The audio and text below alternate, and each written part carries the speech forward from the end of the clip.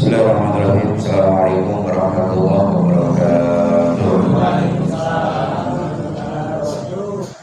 Hadirin yang Allah insyaallah dimuliakan oleh Allah Subhanahu wa taala. Alhamdulillah di kita pertemuan pada minggu ketiga ya kalau tidak salah itu. Ini tandanya kita masih diberikan kesempatan oleh Allah Subhanahu wa taala untuk duduk di majelis ilmu, karena kita sangat mengetahui bahwa ketika kita duduk di majelis ilmu itu banyak sekali kemanfaatan-kemanfaatannya. Andai kata Allah Subhanahu wa taala perlihatkan keutamaan ketika kita duduk di majelis ilmu itu, tentu ini musola tiap malam minggu berjibur, tentu ini musola tiap malam minggu banyak, bahkan mau duduk paling depan. Andai kata Allah perlihatkan ini kita duduk di majelis ilmu, keutamaannya. Salah satu keutamaannya ketika kita duduk di majelis ilmu, insya Allah ketika kita keluar dari majelis ilmu itu, dosa-dosa kita akan diampuni oleh Allah Subhanahu wa taala. Itu saya yakin kita semuanya punya dosa, karena tidak ada manusia yang tidak berdosa kepada Allah Subhanahu wa taala. Kata Rasul, orang yang paling berdosa dan yang paling baik yaitu orang yang bertobat kepada Allah Subhanahu wa taala. Salah satu bentuk taubat itu yang ini, kita duduk di majelis ilmu. Dosa kalau tidak terasa, kalau sedikit kita lakukan, tentu akan bertambah banyak. Nah, kalau kita duduk di majelis ilmu, tentunya ketika keluar dihapuskan dosa-dosa kita kepada Allah oleh Allah Subhanahu wa taala. Sebab di sini dikatakan ya, An Sa'ad bin Hilal rahimahullahu, innal abda idza andaban, ya, ketika seorang hamba Allah berbuat dosa aisorotan ban, yaitu tegasnya berbuat dosa, manallahu ta'ala, ya, maka Allah mencegah ya alaihi bi arba'atin hisalin, kepada orang tersebut dengan 4 perkara. Jadi walaupun kita berbuat dosa di hadapan Allah, tapi Allah itu tetap memberikan 4 perkara ataupun tidak menahan kepada kita, ya, itu karena kasih sayang Allah itu. Jadi kalau bahasa kita mah enggak hitungan, ya. Kalau bahasa kita mah Allah enggak hitungan, karena Allah Maha Pengasih dan Maha Penyayang itu. Apa saja? Yang pertama, la yahbu an rizqa. Walaupun kita melakukan dosa, tapi Allah tidak menahan rizki kita.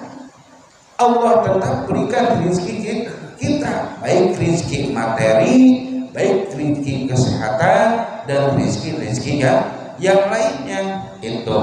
Karena rizki bukan berbentuk dari segi materi saja, itu kesehatan juga rezeki, bisa duduk di majelis ilmu juga rizki tetap, ya. Walaupun kita berbuat dosa, Allah tidak pernah menahan rizki kita tetap. Mau yang sholat Allah kasih, mau yang tidak sholat Allah kasih, mau yang tidak ngaji Allah kasih.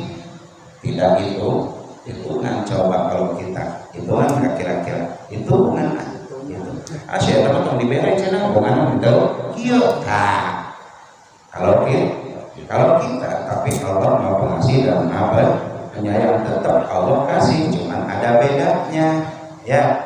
Biasanya nih, ya, orang yang rajin sholat, orang yang rajin ngaji, orang yang rajin bermunajat sama Allah kasih lambat banget, benar. Allah kasih lambat. Kenapa? Allah lihat dulu sabar atau tidak.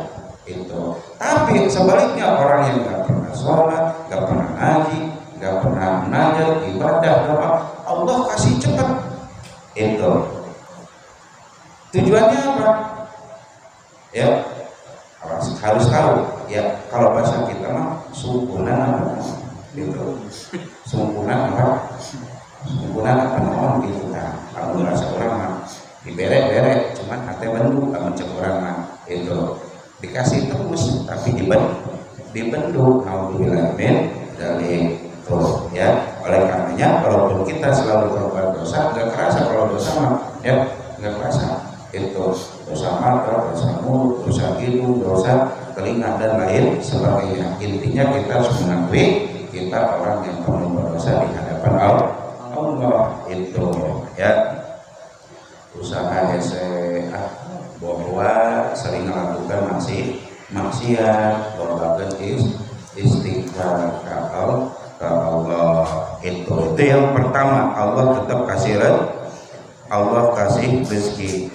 Wala yahbubu anfusihah.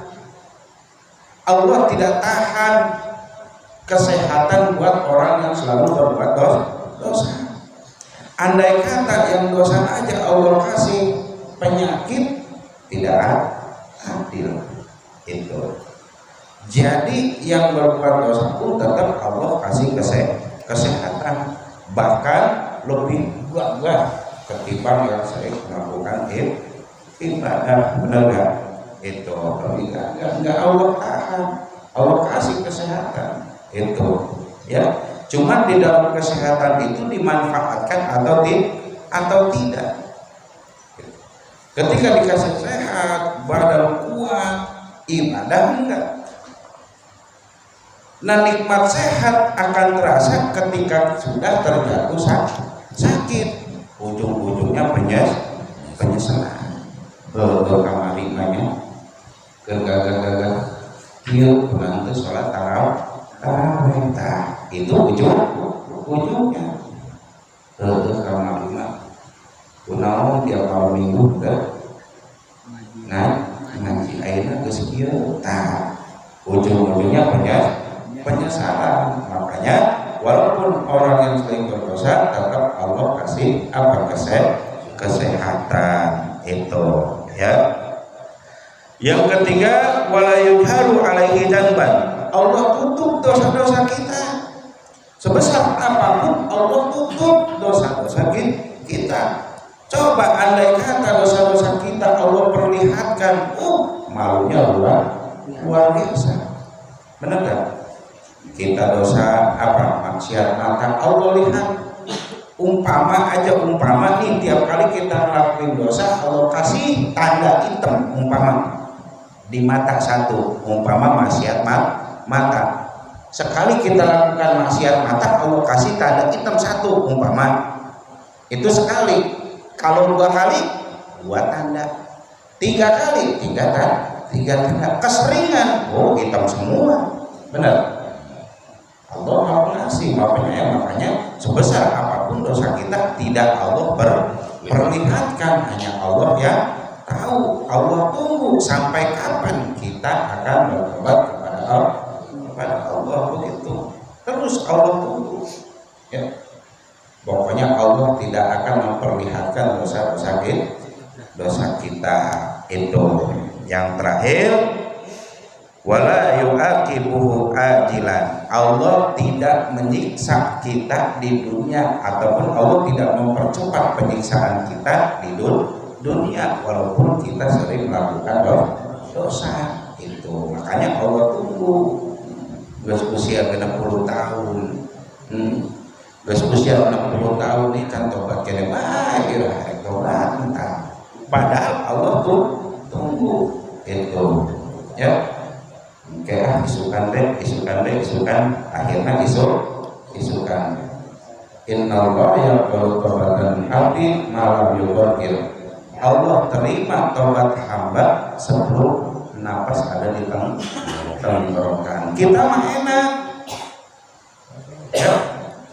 Umat Nabi Muhammad mah enak mau taubat di mana saja asal tempatnya suci diterima sama Allah. Ya, Di kita di Indonesia ada yang namanya saatil ijabah, tempat-tempat atau waktu-waktu diijabah. Kalau di Mekah ada makom ijabah, tempatnya doa, ketika kita doa itu langsung diterima, ongkosnya mahal ya. Mekah berapa sekarang? Hampir 80-90 juta kalau ada. Tapi kalau memang sudah jadi panggilan Allah mah pasti ada. Siapa tahu besok. Assalamualaikum Ujin, saya kenal nama Ujin udah lama nih, bagaimana kalau kita pergi haji bareng-bareng? Alhamdulillah, karena memang sudah panggilan dari Allah. Sing saya aja lupa lagi hayang banget, pokoknya gue terus kawadahan di bank bis numpuk hayang banget ya. Ari can panggilan kembali panggil ya, dipanggil nanya. Panggilan kan ada tilu, panggilan ajan, panggilan sholat ya, panggilan apa lagi, panggilan haji, terakhir panggilan mati. Hayang ragu lah nanti rumah gede itu ya. Jadi di Indonesia ada saat ijabah, ada waktu-waktu di ijabah. Mana diantaranya Pak? Mereka doa baina maghrib wal isya, di antara waktu isya jeung maghrib tah eta salah satu tempat kurang doa pasti dijabah ku Allah. Jeung kaduana sepertiga malam ya, setengah 4 jam 4, atau pas umpamana ayam kongkorong. Biasanya kongkorong jam berapa? Iya, enak mah jam 1 kayak guys aya.